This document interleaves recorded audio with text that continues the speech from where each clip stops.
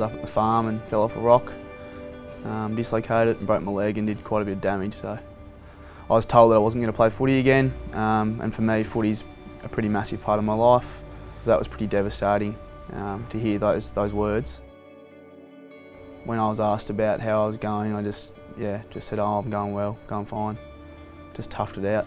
Didn't really want to be seen as someone who was, struggling or whatever. I guess that's probably the farmer in me or whatever it might be.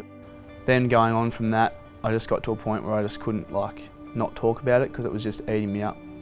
So I spoke to a few of my closest friends about how I was going, and that for me was probably the first step in getting better. My name's Will Campbell and I'm a midfielder at the Kingston Football Club.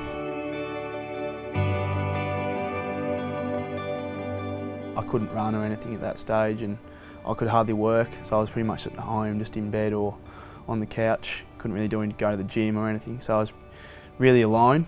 So being able to just talk to my friends about stuff was the first step in reconnecting myself to normal life, I guess, but also just them knowing so they could check up on me so I didn't feel so alone.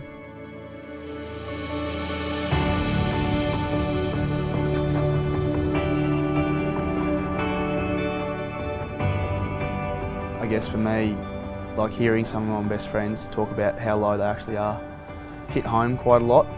It gets you down because you feel so helpless in those points, because really there isn't much you can do other than just be there for them. But that's all they want. I think that was the biggest message for me when I was talking to my friends about it when they were low, was they don't want you to fix anything. They don't expect you to do that. They just want you to treat them normally, but know that if they ever call you at a random hour or whatever it might be, that pick up the phone because they might need you.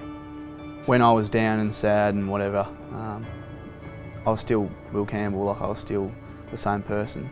And I think that's probably been the biggest thing for all my other friends and extended family that have been through stuff, is just because they've got a mental illness or whatever it might be, they're still that same person and they don't want to be treated any different. It's like doing your knee, it's an injury. It can be fixed and it can be helped, but for them they just want to be treated the same, but just know that you're there to support them.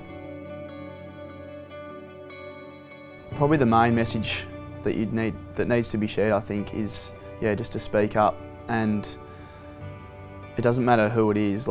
Everyone's vulnerable at stages, so I think it's also up to the people like myself who are listening, is to just listen and don't judge people on whether they've got something going on, because you don't know where people are coming from, where they've been, what their darkest hour might look like. So I think if everyone just has an open ear and is approachable, it'll make it a lot easier going forward for someone to come out and say, look, I just need someone to talk to, or I need help.